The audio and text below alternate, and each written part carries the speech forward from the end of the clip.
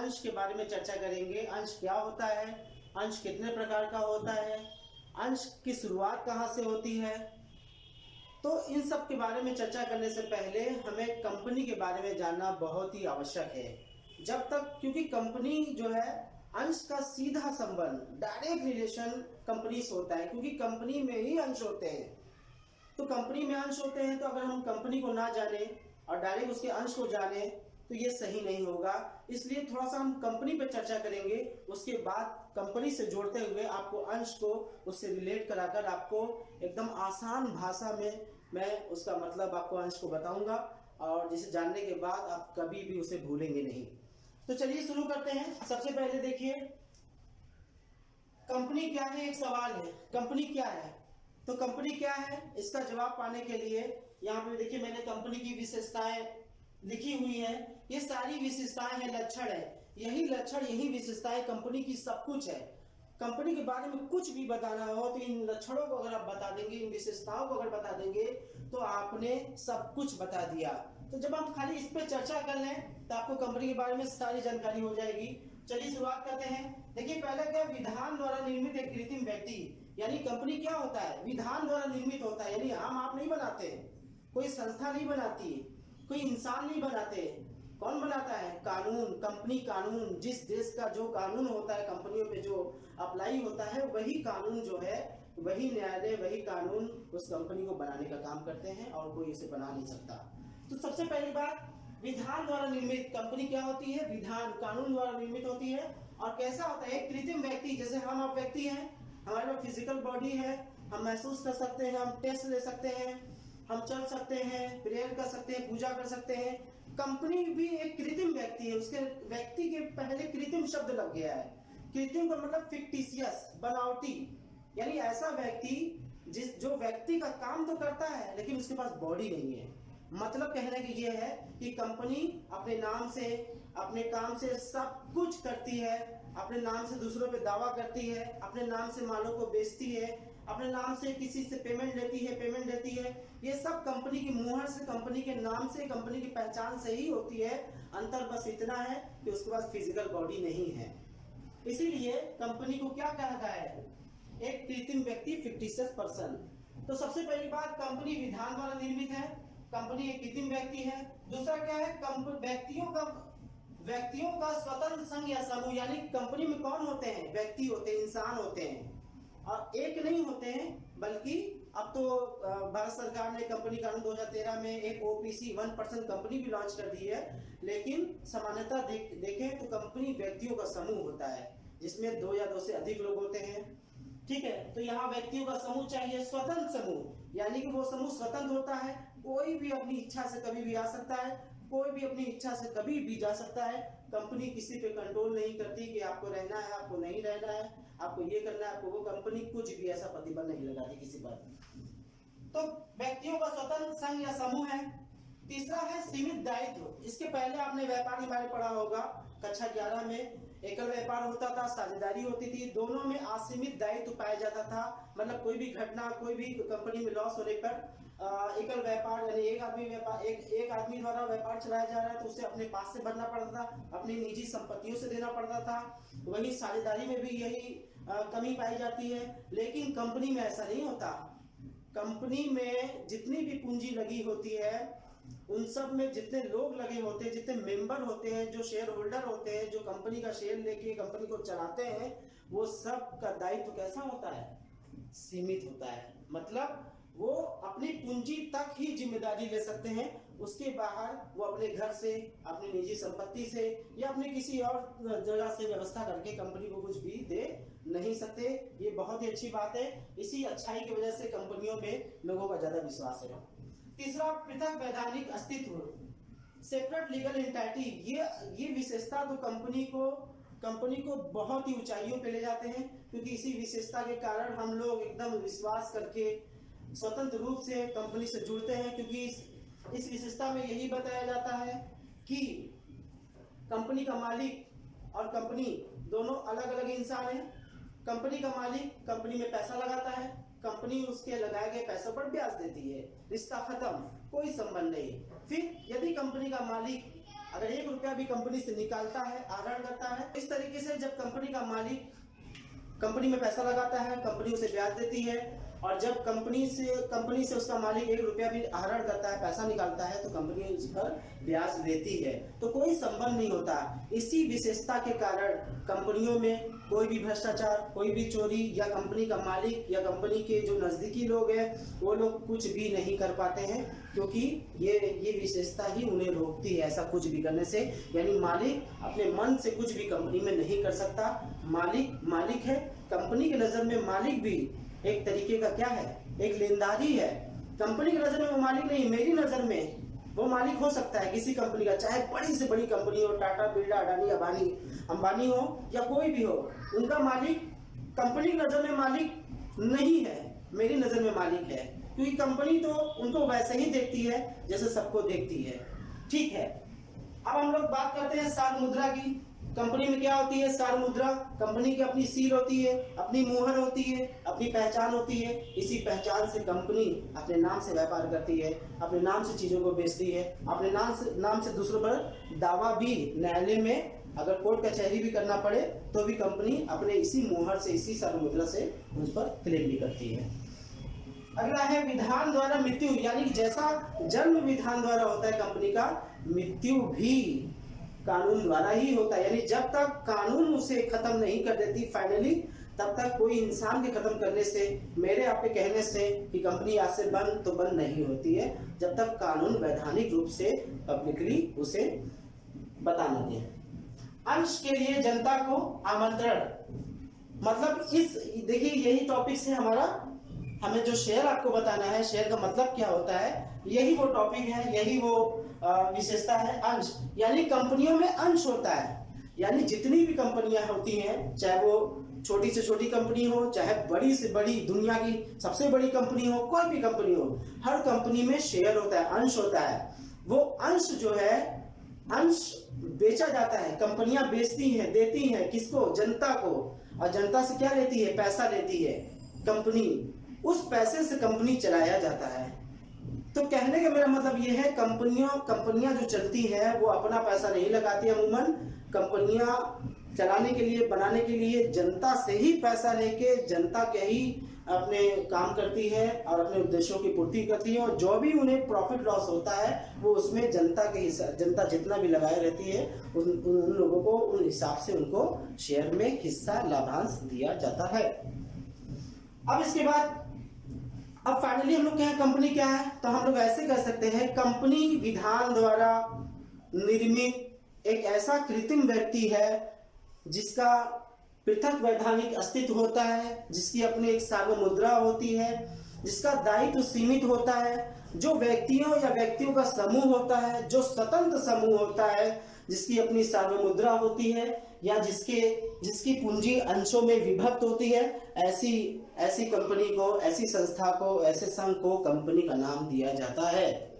यानी कंपनी की विशेषताएं ही इसके लिए सब कुछ है। आप कंपनी की विशेषता जान जाइए, आप कंपनी के बारे में सब कुछ बता सकते हैं। अब हम लोग चलते हैं दूसरे पॉइंट पर। अभी मुझे शेयर बताना है आपको। शेयर से पहले मैंने आपको कंपनी बताई, कंपनी में शेयर होता है ये बताया, कंपनी होती क्या है ये बताई। अब शेयर को जानने के लिए दूसरा जो प्रोसेस है वो कंपनी बनती कैसे, इसे जानेंगे। इसे जानने के बाद मैं आपको शेयर के बारे में फाइनली आपको अपने आप पता चल जाएगा, मुझे बताने की भी जरूरत नहीं पड़ेगी, अपने आप इमेजिन कर लोगे कि शेयर ये होता है। तो देखिए अब सवाल होता है कंपनी का निर्माण, यानी कंपनी बनती कैसे है, एक कंपनी बनने में क्या क्या स्टेप होते हैं। तो यहाँ पे मैंने स्टेप लिखे हुए हैं, 4 स्टेप। कोई भी कंपनी बनने के लिए 4 स्टेप होते हैं, 4 स्टेप। पहला है प्रमोशन, दूसरा है इनकॉर्पोरेशन, तीसरा है कैपिटल सब्सक्रिप्शन और चौथा है कमेंसमेंट ऑफ बिजनेस। तो यानी कि कंपनी की शुरुआत कैसे होती है, तो कंपनी की शुरुआत होती है प्रमोशन से। प्रवर्तन क्या है, जब किसी कंपनी को बनाने के लिए हमारे दिमाग में आइडिया आ जाए, विचार आ जाए, हम उस पर शोध करें, उस पर विचार करें, उस पर तर्क करें, वितर्क करें, सोचे समझे जाने, तब जाकर के हम फाइनली डिसाइड करें कि एक कंपनी बनानी है, तो उस प्रक्रिया को कहते हैं प्रमोशन। यानी कि प्रमोशन में फाइनली हम कंपनी के अस्तित्व को अपने दिमाग में लाते हैं। ठीक है, दूसरा है इनकॉर्पोरेशन। ये जो दूसरा स्टेज है इनकॉर्पोरेशन का, इसमें समामेलन इसे कहते हैं हिंदी में। समामेलन में हम लोग क्या करते हैं, कंपनी का आइडिया हमारे दिमाग में आ जाने के बाद कंपनी को विधिवत उसको स्टैब्लिश करने के लिए हम लोग जो भी वैधानिक औपचारिकताएं करते हैं उसमें इसमें शामिल, जिसमें रजिस्ट्रेशन भी शामिल होता है। यानी इस प्रोसेस में हम लोग रजिस्ट्रेशन का काम करते हैं। रजिस्ट्रेशन कैसे होगा, रजिस्ट्रेशन कराने के लिए कंपनी कानून 2013 में जितने रूल्स है कि आपको ये करके लाना पड़ेगा तभी मैं रजिस्ट्रेशन करूंगा, तो वो सभी रूल फॉलो को, गाइडलाइन को फॉलो किया जाता है।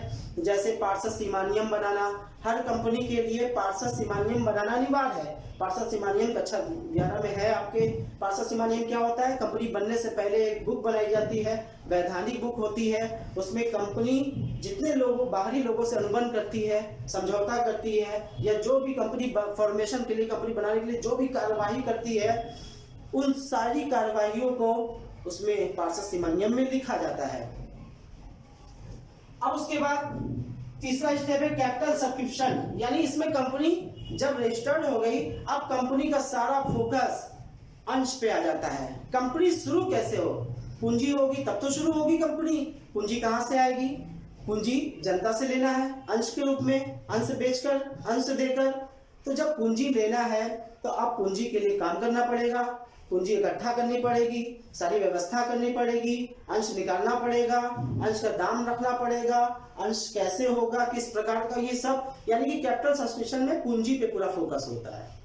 अगला स्टेप है कमिश्नमेंट ऑफ बिजनेस। ये कोई स्टेप नहीं है, जैसे ही आप कैपिटल सब्सक्रिप्शन स्टेज पूरा करते हैं ऑटोमेटिकली आपको एक सर्टिफिकेट मिल जाता है कंपनी कानून 2013 की तरफ से कि आपका कंपनी आज से विधिवत शुरू। अब तक बच्चों आपने जाना कंपनी क्या है, और आपने ये भी जाना कि कंपनी में शेयर होता है, अंश होता है, यानी कंपनी जो भी पूंजी इकट्ठा करती है वो जनता से इकट्ठा करती है शेयर के रूप में। तो आपने ये भी जाना कंपनी कैसे बनती है, 4 स्टेप मैंने अभी बताया। अब मैं आपको बताने वाला हूँ शेयर के बारे में। शेयर होता क्या है, तो शेयर को पता करने के लिए आप ये जानिए। देखिए जो दूसरा स्टेप है इनकॉर्पोरेशन का, इसमें मैंने बताया कि रजिस्ट्रेशन होता है। तो रजिस्ट्रेशन होता है, तो रजिस्ट्रेशन में होने के लिए 2 बुक्स बनाई जाती है।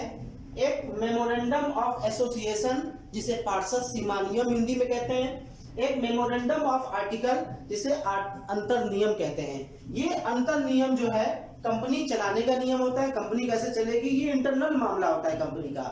लेकिन जो पार्षद सीमा नियम होता है वो कंपनी के रजिस्ट्रेशन के समय बहुत ही अनिवार्य है, वो अनिवार्य है, उसे बिना बनाए कंपनी बना ही नहीं सकते। तो कंपनी बनाने के लिए पार्षद सीमा नियम चाहिए। पार्षद सीमा नियम में ही अंश के बारे में जिक्र होता है। तो अंश का जिक्र ऐसे होता है कि पार्षद सीमा नियम जब हम बनाते हैं, कंपनियां बनाती हैं, तो कंपनी के जो रजिस्ट्रार होते हैं, जो रजिस्टर्ड करते हैं, या जो लीगल लोग होते हैं कंपनियों में जो रजिस्ट्रेशन का काम करते हैं, या जो संबंधित अधिकारी होते हैं, तो वो पूछते हैं कि आपकी कंपनी कितने रुपए से शुरू होगी, यानी आपकी कंपनी में कुल कितने रुपए की पूंजी रहेगी, यानी आपकी कंपनी जीवन भर कितने रुपए में काम करेगी। उस पूंजी को कहते हैं ऑथराइज्ड कैपिटल, ऑथोराइज्ड कैपिटल। जिस पूंजी से कंपनी का रजिस्ट्रेशन होता है, जिस पूंजी से कंपनी रजिस्टर्ड होती है, उस पूंजी को कहते हैं अधिकृत पूंजी, ऑथराइज्ड कैपिटल। अब ये कैपिटल की चर्चा मैं क्यों कर रहा हूं, क्योंकि इसी कैपिटल से अब अंश बनेगा। ये कैपिटल क्या होती है, ये कैपिटल जब भी कोई कंपनी बनती है तो बताना पड़ता है रजिस्ट्रेशन के समय। ये कैपिटल ऐसी कैपिटल होती है जिसे पार्षद सीमा नियम में लिखना पड़ता है, मेमोरेंडम ऑफ एसोसिएशन में लिखना पड़ता है। ठीक है, लिखने के बाद आपको बताना पड़ेगा कि आपकी कंपनी कितने रुपए से स्टार्ट होगी। सपोज दैट आपने बता दिया कि मेरी कंपनी 1 लाख रुपए से स्टार्ट होगी। 1 लाख यानी आपकी कंपनी शुरू कितने से हुई, 1 लाख। क्या पैसा आपके पास है, नहीं है। क्या पैसा आपने दिया, नहीं दिया। क्या पैसा किसी से आपने लिया, नहीं लिया, खाली बता दिया, जिससे क्या हो गया, कंपनी का रजिस्ट्रेशन हो गया। तो उस कैपिटल को कहते हैं, उस पूंजी को कहते हैं अधिकृत पूंजी, ऑथराइज्ड कैपिटल। इसे नॉमिनल कैपिटल भी कहते हैं। नॉमिनल क्यों कहते हैं, क्योंकि नॉमिनल होता है, इसका कोई मतलब नहीं होता है। मतलब बस बताना होता है, मतलब तो बहुत होता है लेकिन बताना होता है। खैर, तो 1 लाख रुपए से कंपनी की स्टार्टिंग हो गई। अब ये 1 लाख कंपनी को इकट्ठा करना है। देखिए शेयर कहां से कहां आ गया, कंपनी बताया, कंपनी की निर्माण की प्रक्रियाएं बताई, निर्माण की प्रक्रिया में ही रजिस्ट्रेशन का काम बताया, रजिस्ट्रेशन के काम में ही पूंजी की बात की, रजिस्टर्ड कैपिटल, जिस पूंजी से कंपनी का रजिस्ट्रेशन होता है, वही कैपिटल अब क्या बनेगा, अंश। ये है अंश का सिस्टम। तो अब देखिए कैसे, अभी अधूरा है, अभी हम पूरा जानेंगे। तो देखिए कंपनी ने बता दिया कि मेरी कैपिटल जो है कितनी होगी, 1 लाख, यानी कि हम लाइफ टाइम, कोई कंपनी है 1 लाख में काम करेगी, यानी जीवन भर उसके कंपनी में 1 लाख रुपया हमेशा रहेगा। जैसे जैसे वो लाभ कमाती जाएगी वैसे वैसे पूंजी और भी उसकी क्षमता और भी वो मजबूत होती जाएगी, वो बात अलग है। लेकिन 1 लाख रुपए पूंजी के नाम पे कितने होगी, 1 लाख। अब देखिए कंपनी यहाँ क्या करेगी, 1 लाख तो कंपनी ने बता दिया, अब 1 लाख जुटाना है, किससे, जनता से। कैसे जुटाएगी, कंपनी इसी 1 लाख को टुकड़ों में बांट देगी, छोटे छोटे टुकड़ों में, यानी 1 लाख जो इकट्ठा पूंजी है उसे छोटी छोटी राशियों में, छोटे छोटे भागों में विभाजित कर देगी।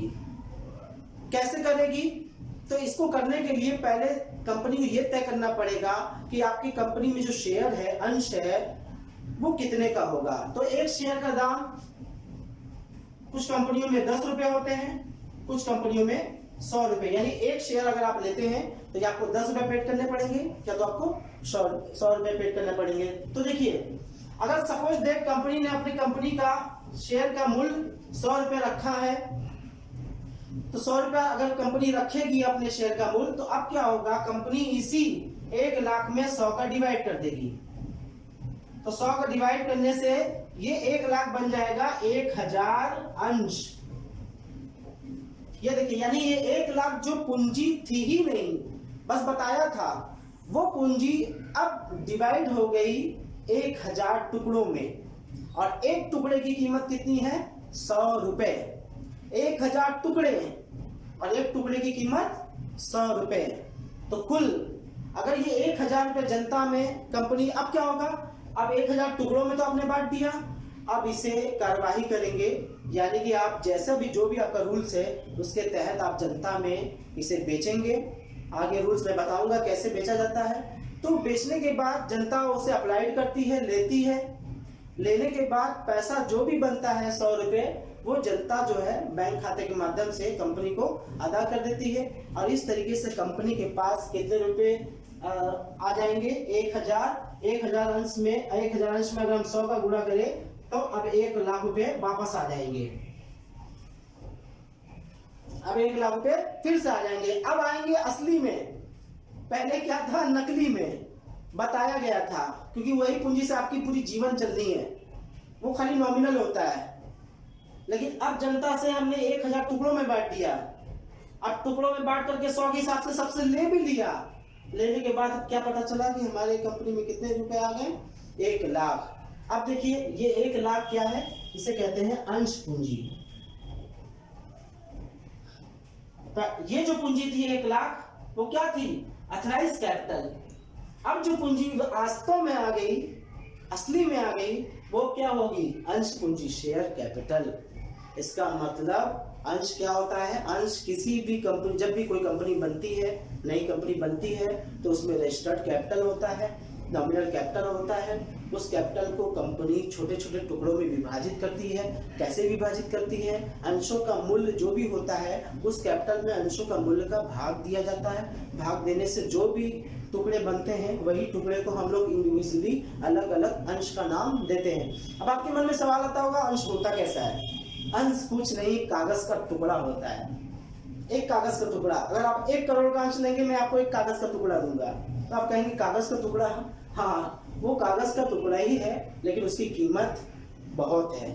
तो अंश एक फिजिकली, अगर फिजिकली देखें तो एक कागज का टुकड़ा होता है, जिसे आप लेंगे, मैं आपको कागज का टुकड़ा मोहर मार करके दे दूंगा कि आपने मेरे, आप कंपनी, आपका नाम मेरे कंपनी के रजिस्टर में चढ़ जाएगा, आप मालिक हो जाओगे। तो बच्चों आपने देखा अंश क्या होता है। अंश की पूरी कहानी मैंने आपको बताई, आई होप आपको समझ में आया होगा। अब बच्चों हम लोग अब जब हम चर्चा करेंगे अंश के बारे में, मैंने आपको बताया, अब मैं आपको बताऊंगा कि अंश के प्रकार कितने होते हैं। क्या अंश के भी कोई प्रकार होते हैं? हाँ, अंश दो प्रकार के होते हैं। पहला है समता अंश, इक्विटी शेयर, और दूसरा है पूर्वाधिकार अंश, प्रेफरेंस शेयर। अब आप सोचते होंगे कि ये दो प्रकार क्यों है? तो दो प्रकार कुछ इस तरीके से है। पहले हम जान लेते हैं कि समता अंश होता क्या है, पूर्वाधिकार होता क्या है, उसके बाद में उसमें हम रीजन चर्चा करेंगे कि दोनों क्यों होते हैं। देखिए, समता अंश कंपनी का असली अंश होता है, वो नकली नहीं होता, वो भी अंश होता है, लेकिन असली जो अंश होता है समता अंश होता है। समता अंश से ही कंपनी स्टार्ट होती है, पूर्वाधिकार अंश बाद में बात होती है। यानी किसी भी कंपनी की शुरुआत, किसी भी कंपनी की स्थापना, किसी भी कंपनी की दिन प्रतिदिन के कार्य किस अंश से होते हैं? समता अंश से होते हैं। यही इंपॉर्टेंट अंश होता है, इसी अंश से कंपनी चलती है। सारी मैक्सिमम पूंजी कंपनी में जो भी होती है उसी यही अंश होता है, ठीक है। समता अंश लेने वाले असली मालिक होते हैं। समता अंश लेने वाले कंपनी में जा सकते हैं, मालिक कहला सकते हैं। समता अंश लेने वाले कंपनी के सारे डॉक्यूमेंट को चेक कर सकते हैं, वेरीफाई कर सकते हैं। समता अंश लेने वाले कंपनी के वोटिंग में हिस्सा ले सकते हैं, वोट कर सकते हैं, किसी पद पर जा सकते हैं, किसी को हटाने की प्रक्रिया में शामिल हो सकते हैं। यानी कि कहने का मतलब यह है समता अंश ही सब कुछ है। कंपनी मतलब समता अंश, कंपनी के अंश पूंजी मतलब समता अंश। तब वो अंश क्या है? पूर्वाधिकार अंश। जब कोई और आवश्यकता कंपनी को पूंजी की अतिरिक्त आवश्यकता पड़ती है तो पहले से ही कंपनियां पूर्वाधिकार अंश जारी करने का अधिकार कंपनी कानून से ले लेती है और फिर उसे 2-3 साल में जारी कर दिया जाता है। लेकिन ये अंश समता अंश से बिल्कुल अलग होते हैं, क्योंकि मेन अंश बेसिक शेयर कौन सा होता है? समता, तो वो तो अतिरिक्त में आते हैं, एक्स्ट्रा में आते हैं। तो उसका क्या मतलब होता है? देखिए, अगर पूर्वाधिकार अंश क्या होता है? पूर्वाधिकार अंश ऐसा अंश होता है जिसका पैसा आपको कंपनी एक दिन वापस कर देगी। समता अंश का कभी पैसा वापस नहीं होता। अगर आपने समता अंश में पैसा लगा दिया, क्यों भाई, आप मालिक हो तो पैसा वापस क्यों लोगे? मालिक क्या कभी पैसा लेते हैं क्या? नहीं। जो मालिक होता है वो कभी पैसा निकालता नहीं है। पैसा निकालने का तो कंपनी का क्या मतलब, मालिक का क्या मतलब? तो समता अंश मालिक होते हैं तो इनका पैसा कभी वापस नहीं होता। पूर्वाधिकार अंश मालिक नहीं होते हैं इसलिए इनका पैसा वापस हो जाता है, इन्हें मालिक नहीं कहा जाता। लेकिन इन्हें 2 पूर्वाधिकार मिलता है, यानी ये जो पूर्वाधिकार अंश है समता अंश की तुलना में थोड़ा सा बेहतर है, बेहतर उनकी नजर में है। लेकिन वास्तव में असली अंश कौन है? समता अंश है। खैर, जनता को जो भी पसंद होती है जनता वैसा करती है। तो पूर्वाधिकार अंश अगर आप लेते हैं किसी कंपनी का तो उसमें आपको 2 पूर्वाधिकार मिलेगा। लाभांश निश्चित दर पर पहले पाने का अधिकार। पहले पाने का मतलब समता अंश की तुलना में, यानी अगर कोई लाभ हुआ कंपनी को तो पहले इनको वरीयता दी जाएगी और फिक्स दिया जाएगा। ये नहीं कि आज 5 कर 4 कर नहीं मिला, नहीं दिया लाभ में हिस्सा, ऐसा नहीं है। और दूसरा क्या अधिकार? पूंजी वापस पहले पाने का अधिकार। यानी कभी कंपनी डूबती है या कोई वित्तीय संकट कंपनी के पास आता है, कंपनी को पैसा वापस करना पड़ा या कंपनी बंद करनी पड़ी, तो ऐसे में सबसे पहले किनका ख्याल रखा जाएगा? पूर्वाधिकारधारियों का रखा जाएगा, उन्हें पहले पैसा वापस होगा। तो आप कहेंगे कि इनका क्या मतलब है? तो वही मैंने बताया ना, मालिक का क्या मतलब? तो मालिक है, वो लेनदार की तरह कंपनी उन्हें कैसा ट्रीट करती है? लेनदार की तरह। यानी आपसे मैंने पैसा लिया है, आपको पैसा वापस कर दूंगा। लेकिन समता अंशधारियों को कंपनी मालिक की तरह ट्रीट करती है, यानी कि उन्हें लाभ जब ज्यादा होता है तो बहुत ज्यादा लाभ का हिस्सा मिलता है, मालिक की हैसियत मिलती है, बहुत सारे अधिकार मिलते हैं, कर्तव्य होते हैं, जवाबदेही होती है, ये सब भी होते हैं। तो अंश मुख्यतः 2 प्रकार के होते हैं, एक समता अंश, एक पूर्वाधिकार अंश। समता अंश वह अंश जिस अंश से कंपनी की स्थापना होती है, कंपनी चलती है, कंपनी बनती है, जिसको लेने वाले असली मालिक होते हैं, जिसको लेने वाले वोटिंग कर सकते हैं, कंपनी के खातों को चेक कर सकते हैं, सब कुछ कर सकते हैं। अपूर्वाधिकार अंश वह अंश जो कंपनी अतिरिक्त में जारी करती है और जिन्हें 2 पूर्वाधिकार मिलता है। कंपनी कानून 2013 की धारा 43 में भी कंपनी कानून ने खुद कहा है कि समता अंश वह अंश है जो पूर्वाधिकार नहीं है, यानी कि जो अंश पूर्वाधिकार नहीं है वो समता ही है। यानी कंपनी में पूरी दुनिया में दो ही अंश है, एक समता, एक पूर्वाधिकार। अगर पूर्वाधिकार नहीं है तो समता कहलाएगा, समता नहीं है तो पूर्वाधिकार कहलाएगा, क्योंकि कोई तीसरा अंश है ही नहीं। खैर, तो आपको इस लेक्चर से पता चला कि समता अंश, पूर्वाधिकार अंश क्या होता है, क्या इनकी विशेषताएं होती हैं, सब कुछ मैंने लेक्चर में इंक्लूड कर दिया। एक और अंश की चर्चा कर लेते हैं, उसका नाम है स्वीट समता अंश। यहाँ स्वीट मीठा वाला स्वीट नहीं है, SWEET है ये। तो ये भी अंश है, स्वीट इक्विटी शेयर। अब तो मैं ये बता दूं, ये अलग नहीं है, ये इक्विटी शेयर ही है। अंतर बस इतना है, ये ऐसा इक्विटी शेयर है जो कंपनी अपने मेंबर, अपने संचालक, अपने कर्मचारी को देती है बोनस के रूप में, या देती है छूट पर कम पैसे में। क्यों देती है? क्योंकि उनका परफॉर्मेंस अच्छा है, उन्होंने अच्छा काम किया है, हार्ड वर्क किया है। इन सब के प्रतिफल में कंपनी स्वीट समता अंश अपने ही कर्मचारियों को, संचालकों को, मैनेजर को प्रोवाइड करती है बहुत ही कम दाम पर। उनसे पैसे भी नहीं लेती। मैं ये बता दूं, कंपनियां शेयर बेच के पैसा लेती है, लेकिन ये शेयर बेच के पैसा नहीं लेती है। उनको कुछ और उनकी परफॉर्मेंस के आधार पे प्रतिफल, एक इनाम के तौर पे वो दिया जाता है, तो उसे कहते हैं स्वीट समता अंश। तो आपने जाना अंश दो प्रकार का होता है, समता अंश, पूर्वाधिकार अंश। अब उसके बारे में हम लोग आगे चर्चा करेंगे। अब बच्चों हम लोग बात करेंगे अंश के लेखांकन की। अंश का लेखांकन कैसे होता है? तो अंश को लेखांकन को समझने के लिए पहले अंश कैसे इशूड होता है, कैसे जारी होता है, उसकी प्रक्रिया जान लेते हैं। तो यहाँ मैंने लिखा हुआ है अंश निर्गमन की कार्यवाही, कौन कौन सी कार्यवाही स्टेप फॉलो किए जाते हैं। तो सबसे पहला प्रोस्पेक्टस। प्रोस्पेक्टस क्या है? प्रविवरण। प्रविवरण क्या है? इन्विटेशन, यानी कि पहले कंपनी जो है अपने शेयर के बारे में जनता को बताएगी और इनवाइट करेगी कि आप मेरा शेयर ले। उसमें सारे रूल्स रेगुलेशन लिखे होते हैं, कंपनी का शेयर क्या है, कितने का है, सब कुछ लिखा होता है। दूसरा स्टेप क्या है? एप्लीकेशन। कंपनी के बाद एप्लीकेशन, कंपनी एप्लीकेशन फॉर्म निकालेगी। सारी जनता जो भी इंटरेस्टेड है शेयर लेने में, वो एप्लीकेशन फॉर्म भरेंगे और फॉर्म भरते समय कुछ पैसा भी अदा कर देंगे। तीसरा स्टेप है अलॉटमेंट। अलॉटमेंट में क्या है? आवंटन, यानी कि जब कंपनी को पता चल जाएगा कि इन आदमियों, इन इंसानों ने, व्यक्तियों ने मेरे शेयर को लिया हुआ है, तब कंपनी क्या करेगी? उनको फाइनली शेयर का सर्टिफिकेट जो है हैंडओवर करेगी, यानी अंशों का आवंटन करेगी। उसके बाद कॉल्स, यानी कि अगर कुछ पैसा बच जाएगा, कुछ पैसा लेना बाकी होगा कंपनी से अंश देने के बाद भी, तो उसे कॉल्स के माध्यम से पैसा टाइम टू टाइम कंपनियां जनता से मांगती रहेगी। बच्चों अब हम लोग चर्चा करेंगे अंशों के लेखांकन से संबंधित कौन कौन से जनरल में लेखे होते हैं।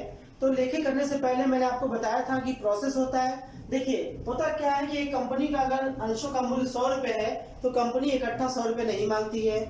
कंपनी के कई प्रोसेस होते हैं। पहला प्रोसेस होता है एप्लीकेशन। एप्लीकेशन पे कुछ पैसा मांग लिया जाता है, वो मैक्सिमम पूरे पैसे भी, पूरे 100 रुपए भी हो सकते हैं, वो कंपनी के ऊपर है।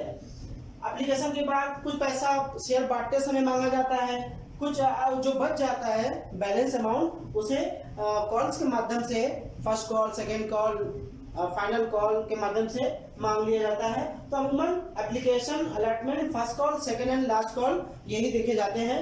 इन्हीं की अब जब जनरल एंट्री की बात करें तो इन्हीं की एंट्री होती है, यानी कंपनी जैसे जैसे पैसा मांगती है वैसे वैसे जनरल में एंट्रीज बनाई जाती है। अगर कोई पैसा नहीं देता है तो आगे वो प्रक्रिया चली जाती है। लेकिन बेसिकली 8 एंट्रीज होती है। यहाँ पे मैंने देखिए सारे एंट्रीज मैंने लिख दिए हैं।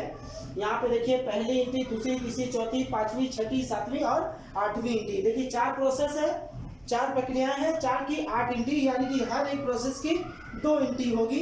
जैसे एप्लीकेशन, जब कंपनी एप्लीकेशन मांगेगी तो सबसे पहले कंपनी पैसा प्राप्त करेगी, तो एक लेखा होगा bank on debit to share application, यानी बैंक में पैसा आ जाएगा और शेयर एप्लीकेशन अकाउंट जो उसकी पूंजी है उसे क्रेडिट कर दिया जाएगा।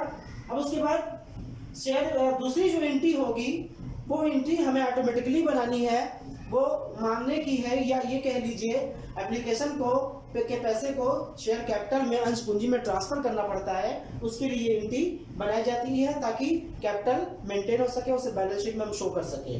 तो दूसरी एंट्री ऑटोमेटिकली हम लोग बनाएंगे share application account debit to share capital. इससे क्या होगा, शेयर एप्लीकेशन आपस में कट जाएगा, डेबिट क्रेडिट आपस में जीरो हो जाएंगे, तो पैसा आ जाएगा और पूंजी बन जाएगी। उसके बाद तीसरी एंट्री होती है अलॉटमेंट की। अलॉटमेंट पहले ड्यू होता है, देखिए होता क्या, एप्लीकेशन पहले रिसीव होता है, बाद में ड्यू होता है, लेकिन बाकी के सारी किस्तें, बाकी के सारे पैसे पहले ड्यू होंगे, पहले मांगे जाएंगे कंपनी द्वारा, फिर रिसीव होंगे। तो देखिए अलॉटमेंट का पहले हमने ड्यू किया है, यानी पहले एंट्री ये होगी share allotment account debit to share capital, ये ट्रांसफर वाली एंट्री है, ड्यू वाली एंट्री है, मांगने वाली, और फिर उसी का पैसा जब हमें मिल जाएगा जनता से तो एंट्री कर देंगे bank account debit to share allotment. फिर पांचवी एंट्री शेयर फर्स्ट कॉल, अगर किस्तों के माध्यम से भी मांग रहे हैं, पैसा बच गया है, किस्त भी है, तो फर्स्ट कॉल को डेबिट करेंगे, शेयर कैपिटल को क्रेडिट करेंगे, और फिर अगली एंट्री करेंगे bank account debit to share first call. उसके बाद लास्ट एंट्री अगर फाइनल कॉल भी है तो दो एंट्री और बनेगी। पहली एंट्री बनेगी सेकंड कॉल को मांगने की, share second and last call account debit to share capital, और फिर जब उसका पैसा मिल जाएगा तो bank account debit to share second and last call. तो इस तरीके से बच्चों आपने देखा कि मैंने आपको शेयर बताने के लिए कंपनी से स्टार्ट किया, कंपनी का मतलब बताया, कंपनी का निर्माण बताया, कंपनी का अंश बताया, अंश का प्रकार बताया, अंश का लेखांकन बताया, अंश को कैसे पैसा मांगने के लिए कौन कौन सी कार्यवाही की जाती वो बताया। ले देकर मैंने आपको मैक्सिमम जानकारी इसी वीडियोस में दे दी है, बाकी के वीडियोस आगे आएंगे। आई होप आप सब लोग को समझ में आया होगा। थैंक